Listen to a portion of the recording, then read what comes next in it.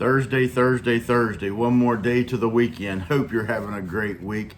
I've enjoyed sharing with you from the first book of Corinthians, chapter 12, where we see the listing of the manifestations of the grace of God that are in operation in the believer as the Holy Spirit wills. We've been talking about vocal manifestations. We've discussed prophecy and tongues. Yesterday, we ended with Mark 16:17, and Jesus said, "These signs will follow those who believe, and they shall speak with new tongues."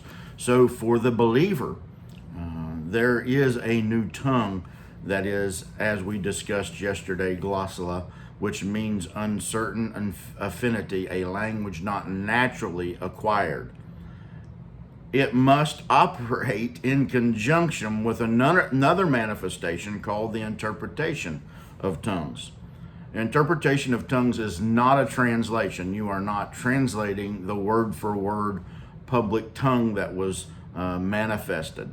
It's a supernatural interpretation given by Holy Spirit, and it is the ability to understand and comprehend the supernatural message that was given in tongues, and then impart that message of tongues in a natural language so that those in the congregation, in the community of faith, can hear what the Lord was saying. So when tongues and in the interpretation is given, it's equal to prophecy. 1 Corinthians, the 14th chapter, verse 5, Paul says, "I wish you all spoke with tongues, but even more that you prophesied, for he who prophesies is greater than he who speaks in tongues, unless indeed he interprets, that the church may receive edification." So prophecy edifies, encourages, exhorts, and comforts.